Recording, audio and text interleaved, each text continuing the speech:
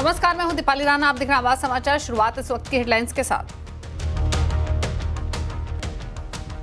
कारोबारी हफ्ते के आखिरी दिन बाजार में बिकवाली, सेंसेक्स निफ्टी गिरावट के साथ बंद। Mid cap small cap stocks में गिरावट। टीसीएस नतीजे के बाद आईटी इंडेक्स में दिखी दबाव। टीसीएस के कमजोर नंबर से आईटी पर दबाव। निफ्टी आईटी इंडेक्स 1.5% से ज्यादा टूटा। चांदी रिकॉर्ड हाई पर। एमसीएक्स पर सितंबर वायदा 1,11,500 के पार। डॉलर और बॉन्ड यील्ड में कमजोरी से चांदी को सपोर्ट। बाजार में सब्जियों के बढ़ने लगे दाम। हरी सब्जियां 50 से 100% तक महंगी हुई। भारी बारिश की वजह से बढ़े दाम। गुरुग्राम में टेनिस खिलाड़ी राधिका यादव की हत्या केस में नया मोड़। पुलिस सूत्रों के मुताबिक राधिका यादव के इनामुल हक के साथ वीडियो और रील बनाने से नाराज थे पिता। पत्नी के जन्मदिन पर बेटी की गोली मारकर हत्या करने का आरोप।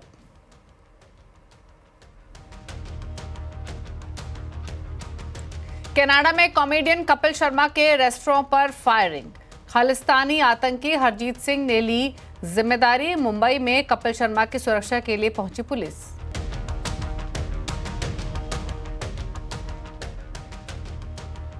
हर हर महादेव की गूंज के साथ सावन के पवित्र महीने की शुरुआत। कांवड़ यात्रा भी शुरू। यूपी के सीएम योगी आदित्यनाथ ने गोरखपुर में किया रुद्राभिषेक।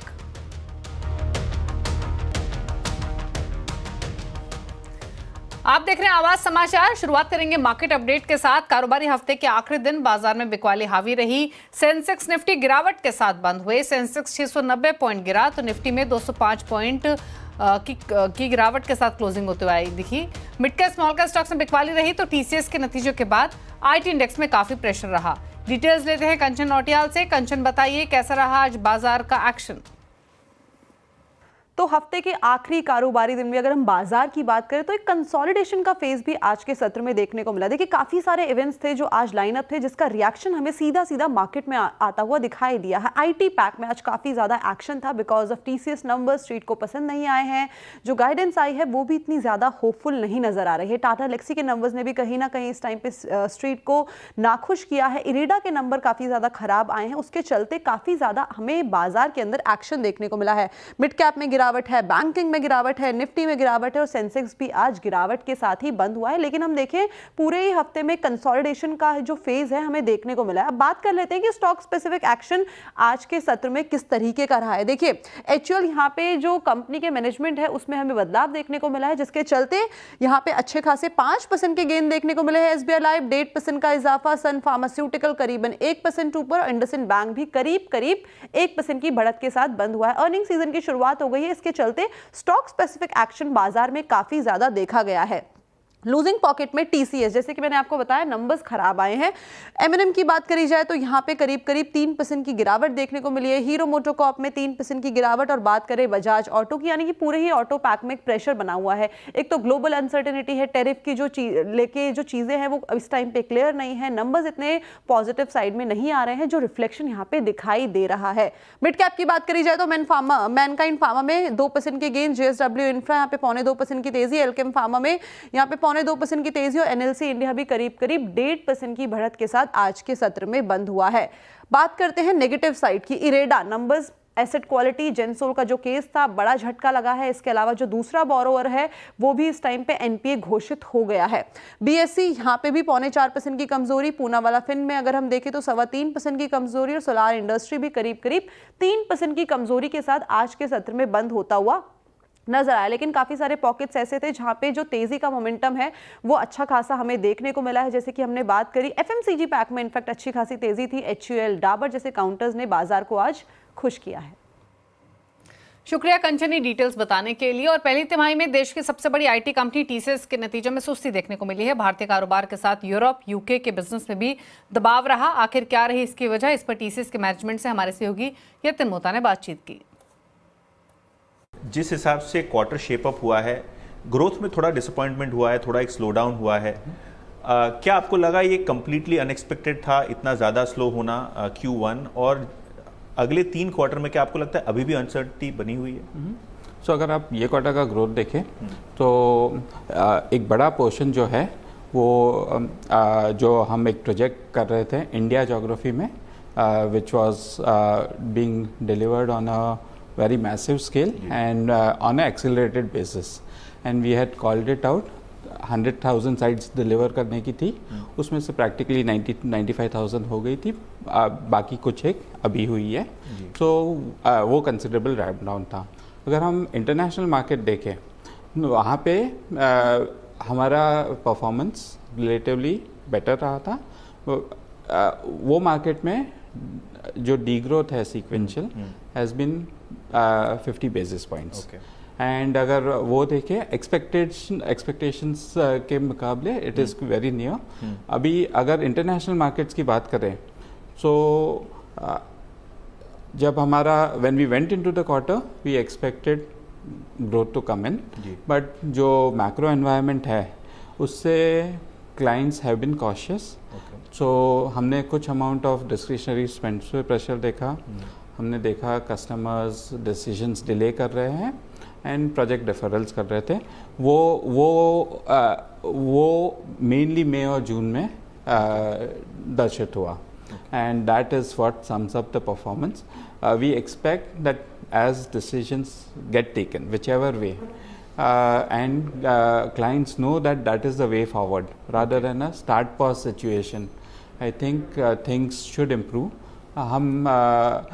We still believe कि international markets लास्ट ईयर से बेटर ग्रो करने.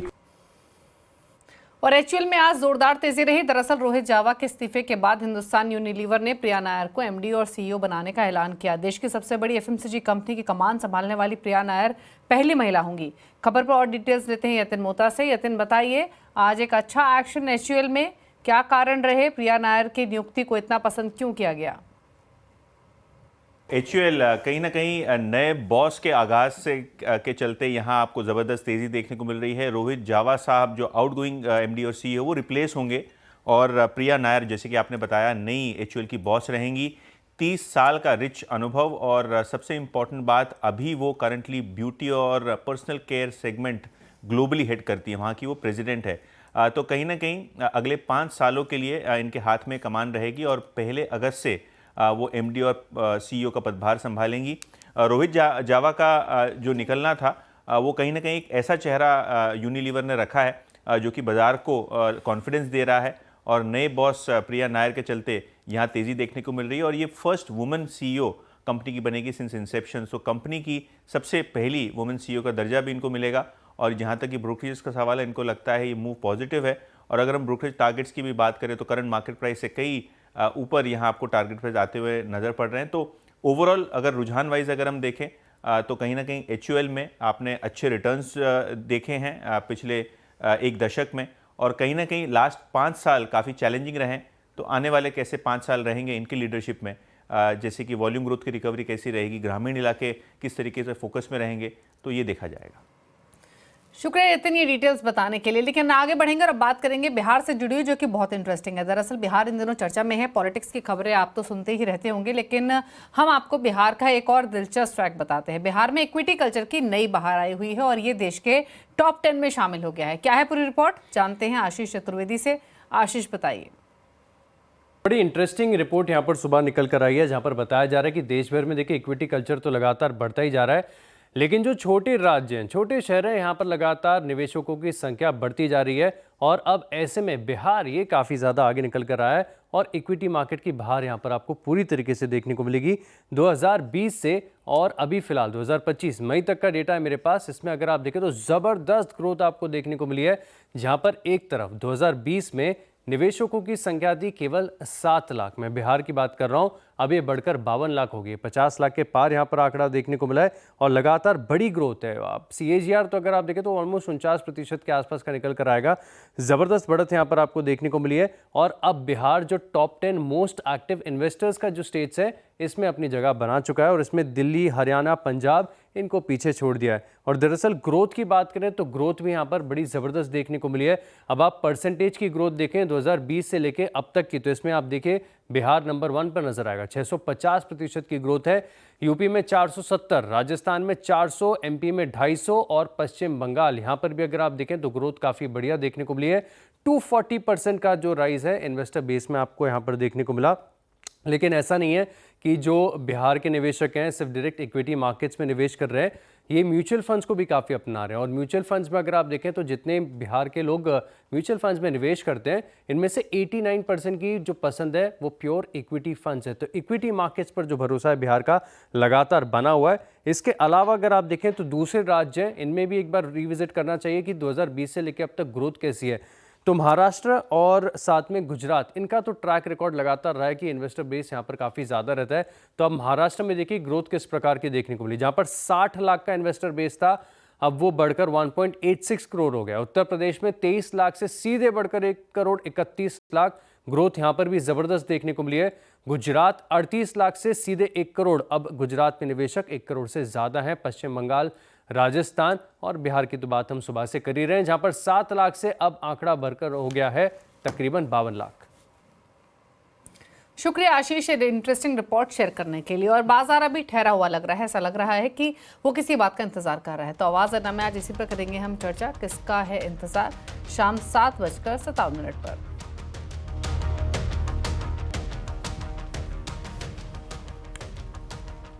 और घरेलू मार्केट में चांदी रिकॉर्ड ऊंचाई पर पहुंच गई है। एमसीएक्स पर सितंबर वायदा 1,11,500 के पार निकल गया है। क्या है इस तेजी के पीछे के कारण और कहां जा सकते हैं भाव, बताने के लिए हमारे साथ है मनीषा गुप्ता। मनीषा जी बताइए। चांदी में आज हमने फिर से यहाँ पर ऑल टाइम हाईज बनते हुए देखे हैं। 1,11,000 का लेवल तो यहाँ पर एमसीएक्स पे बहुत इजीली निकला, और जहाँ तक फिजिकल मार्केट्स की बात है 1,13,000 के ऊपर किस तरफ यहाँ पर बनते हुए नजर आए हैं। यानी कि 1,25,000 जहाँ पे बाजार को लगता है कि दिवाली तक प्राइसेस देखने को मिलेंगे, वो लेवल्स बहुत ज़्यादा दूर नहीं हैं। प्राइस परफॉर्मेंस की अगर बात करें तो $37 पर आउंस के ऊपर अब चांदी के प्राइसेस हैं, और नियर टर्म में चांदी ने सोने को यहाँ पर आउट परफॉर्म किया है। अगर सोना 27% ऊपर है तो चांदी 29% की तेजी के साथ फिलहाल यहाँ पर कारोबार होता हुआ नजर आया है। आपको याद दिला दें कि ये 5वां ऐसा साल है जब ग्लोबल मार्केट्स में डेफिसिट है, इंडस्ट्रियल डिमांड रिकॉर्ड हाइज पर है, और मार्केट्स ये देख रही हैं कि इन्वेस्टमेंट डिमांड यहाँ पर और भी स्ट्रॉन्ग बनती हुई नजर आ रही है। इंडियन मार्केट्स की अगर बात करें तो क्योंकि सोना ऑल टाइम हाइज पे है, उसका भी कुछ फायदा हमने चांदी में आता हुआ देखा। काफी सारे ज्वेलर्स हमें ये बताते हैं कि चांदी की ज्वेलरी में करीबन 40 से 50% का इजाफा उन्होंने ईयर ऑन ईयर यहां पर होता हुआ देखा है। ज्यादातर इंटरनेशनल बैंक्स एंड ब्रोकरेजेस भी यही कह रहे हैं कि इस साल के अंत तक 38, 40 या $42 पर आउंस तक भी आप यहां पर चांदी जाता हुआ देखेंगे। सेफ हेवन बाइंग तो है ही, और जिस तरह से इंडस्ट्रियल कमोडिटीज में तेजी है, उसका भी फायदा हमने यहां पर चांदी में आता हुआ देखा। शुक्रिया मनीषा जी ये डिटेल्स बताने के लिए। तो चांदी रिकॉर्ड हाइस पर लगातार स्ट्रॉन्ग बाइंग इंटरेस्ट यहाँ देखने को मिले हैं। और बिटकॉइन पिछले 2 दिन से नए हाइस बना रहा है। दूसरी क्रिप्टो करेंसी भी दौड़ रही है। तो क्या क्रिप्टो के अच्छे दिन लौट आए हैं, इसी पर आज कंज्यूमर अड्डा रहेगा। बिटकॉइन हाई टाइम शाम 5:57 पर। और अहमदाबाद में हुए एयर इंडिया विमान हादसे को 1 महीना पूरा हो गया है, लेकिन हादसे की वजह अब तक सामने नहीं आ सकी है। एयरक्राफ्ट एक्सीडेंट इन्वेस्टिगेशन ब्यूरो की रिपोर्ट का अभी भी इंतजार है। अब तक जांच में क्या हुआ, जानते हैं हमारे संवाददाता रोहन सिंह से। रोहन बताइए।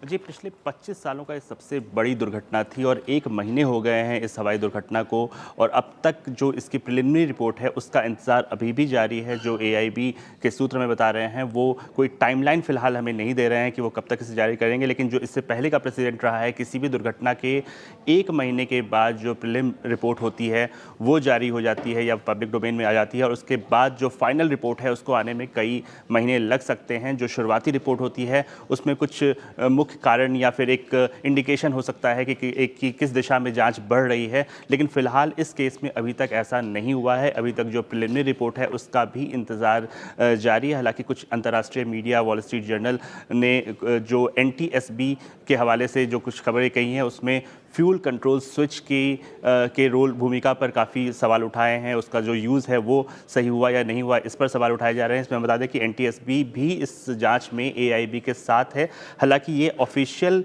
कोई डिक्लेरेशन नहीं है, कोई अनाउंसमेंट नहीं है, ये सब सूत्रों के हवाले से है जो अंतर्राष्ट्रीय मीडिया दे रही है। फिलहाल AIB या सरकार, मिनिस्ट्री ऑफ सिविल एविएशन की तरफ से कोई भी आधिकारिक रूप से ये नहीं बताया गया है कि इसके कारण क्या हो सकते हैं। इंतज़ार जारी, और हमें उम्मीद है कि अगले कुछ दिनों में या कुछ समय में इसकी घोषणा हो सकती है, क्योंकि काफ़ी बड़ी ये दुर्घटना रही। और हालांकि उसके बाद से, जब से ये पूरी दुर्घटना हुई है, जांच काफ़ी आगे भी बढ़ी है। अगर हम कहें 13 जून और 16 जून को दोनों ब्लैक बॉक्स रिकवर हो गए थे। 24 जून को उसे दिल्ली ले आया गया था और दिल्ली में एक ब्लैक बॉक्स लैब है जहां पे उसकी जांच की जा रही थी। 24 जून को जो डेटा एक्सट्रैक्शन का काम था वो कर लिया गया था और 25 जून से जो एनालिसिस का काम है वो शुरू कर लिया गया था। उसके बाद से अब तक काफ़ी समय बीत चुका है, एनालिसिस का काम काफ़ी आगे बढ़ चुका है, लेकिन इसका जो फाइनल आउटकम क्या है ये देखना होगा। फिलहाल सरकार ने एक बड़ा पैनल बनाया है जो खुद होम सचिव जिसकी अध्यक्षता कर रहे हैं, जो पूरे भारत में जो एविएशन है उसकी सुरक्षा के रिफॉर्म पर ध्यान दे रही है। लेकिन सबको इंतजार इसी बात का है कि इस दुर्घटना में जो अहमदाबाद में हुआ था उसका कारण क्या था, इसका इंतजार सबको अभी भी है। शुक्रिया रोहन ये अपडेट बताने के लिए। और बाजार में हरी सब्जियों के दाम आसमान छूने लगे हैं। सब्जियों के दाम में अचानक से 50 से 100% तक की बढ़ोतरी देखने को मिली है। इसका कारण तो बारिश ही है, लेकिन दाम कब तक बढ़े रहेंगे जानने की कोशिश की संवाददाता केतन जोशी ने। मध्यम वर्ग की स्थिति ऐसी हो गई है कि क्या खाए और क्या न खाए, क्योंकि सब्जियों के दाम इतने बढ़ गए हैं।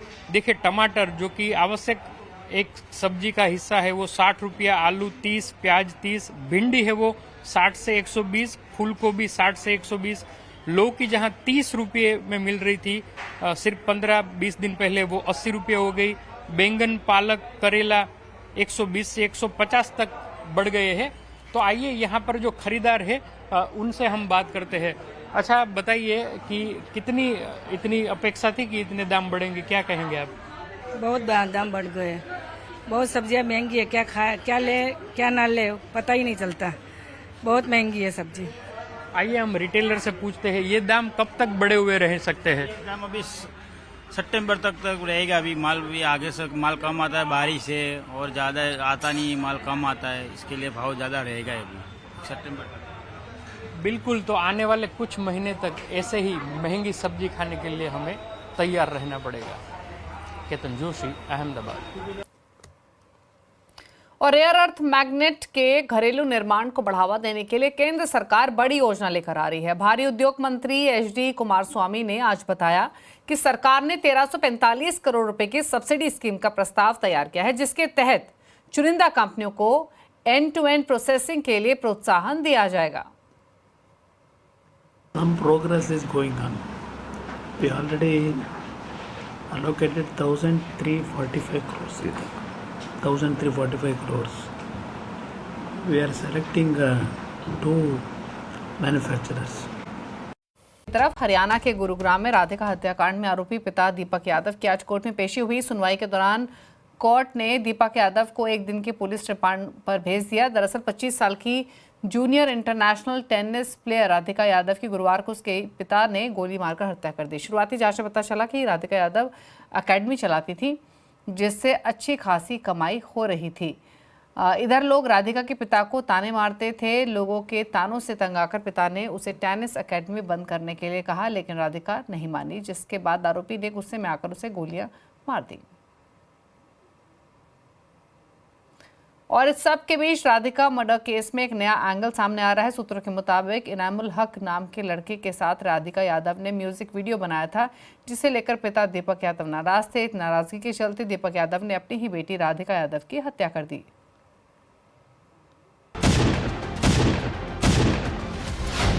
रील बनाने की नाराजगी मौत के अंजाम तक पहुंच गई। ये एक ऐसा कारवां था जो थम गया। राधिका के पिता को अपनी बेटी का इनामुल के साथ ही रिश्ता, ये साथ कभी मंजूर नहीं था। नाराजगी अंदर ही अंदर सुलगती रही और फिर 3 गोलियों की आवाज ने इस कहानी का खौफनाक अंजाम लिख दिया। सूत्रों के मुताबिक राधिका को सोशल मीडिया से पब्लिसिटी मिल रही थी। इनामुल के साथ उसका ये वीडियो वायरल हो रहा था। पिता दीपक को ये साथ लगातार नागवार गुजर रहा था। बात बर्दाश्त के बाहर हो चली थी। दावा तो ये भी किया जा रहा है कि लोग राधिका और इनामुल के इस रिश्ते को लेकर पिता दीपक से तरह तरह की बातें कह रहे थे। उन पर बातों का असर ये हुआ कि राधिका के पिता का गुस्सा धधकता रहा और फिर वो हुआ जिसकी कल्पना भी करना मुश्किल है। एक पिता ने अपनी बेटी को 3 गोलियां मारकर मौत की नींद सुला दिया।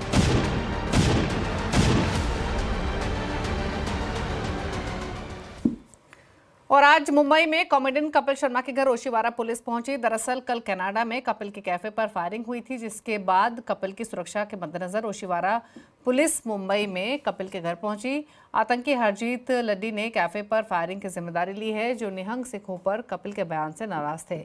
कपिल के कैफे पर 12 से ज्यादा गोलियां चलाई गई। बताया जा रहा है कि कपिल शर्मा ने कनाडा में 7 जुलाई को ही नया कैफे खोला था। उधर फायरिंग की घटना के बाद कपिल शर्मा के कैप्स कैफे की तरफ से सोशल मीडिया पर एक पोस्ट लिखी गई, जिसमें जल्द ही कैफे की वापसी की बात कही गई और सपोर्ट के लिए लोगों का आभार जताया गया।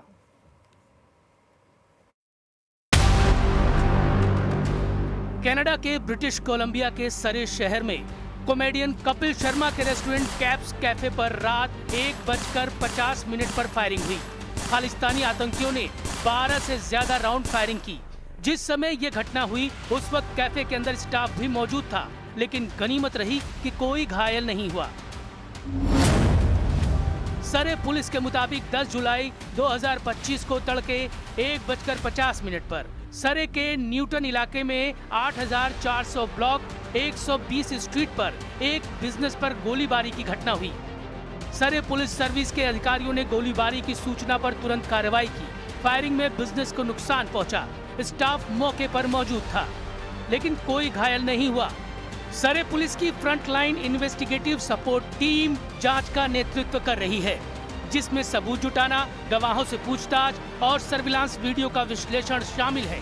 कपिल शर्मा और उनकी पत्नी का ये पहला इंटरनेशनल रेस्टोरेंट वेंचर था, जिसका हाल ही में भव्य उद्घाटन हुआ था। कैफे का संचालन गिन्नी देख रही थी और इसका सॉफ्ट लॉन्च कुछ दिन पहले ही किया गया था। घटना के बाद सोशल मीडिया पर रेस्टोरेंट की हालत और गोलियों के निशानों की तस्वीरें वायरल हो रही हैं। इस हमले की जिम्मेदारी एनआईए के मोस्ट वांटेड खालिस्तानी आतंकी हरजीत सिंह लाडी ने ली है। कनाडा की सरे पुलिस की फ्रंटलाइन इन्वेस्टिगेशन सपोर्ट टीम ने मामले की जांच शुरू कर दी है। पुलिस ने आसपास के सीसीटीवी कैमरों की फुटेज खंगाली है, लेकिन अभी तक किसी संदिग्ध की पहचान नहीं हो सकी है। और आज से श्रावण मास की शुरुआत हो गई है। इसी के साथ कांवड़ यात्रा भी शुरू हो गई है। दिल्ली, यूपी समेत देश भर से शिव भक्त गंगाजल लेने के लिए हरिद्वार और अन्य तीर्थ स्थलों के लिए जा रहे हैं। सड़कों पर हर हर महादेव की जयकार की गूंज है और भक्तगण आस्था से ओतप्रोत होकर यात्रा कर रहे हैं। जगह जगह सेवा शिविर लगे हैं और प्रशासन ने सुरक्षा के पुख्ता इंतजाम किए हैं। इस खास मौके पर यूपी के सीएम योगी आदित्यनाथ ने भी भगवान शिव का रुद्राभिषेक किया।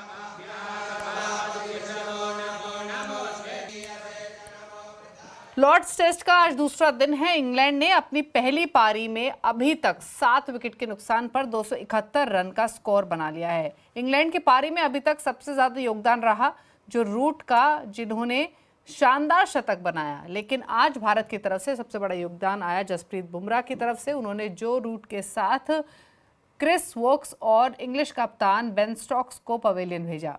इस वक्त जेमी स्मिथ और ब्राइडन कास क्रीज पर मौजूद हैं। और इसी के साथ बुलेटिन में तो इतना ही। ब्रेक के उस पार भी खबरें जारी हैं। नमस्कार।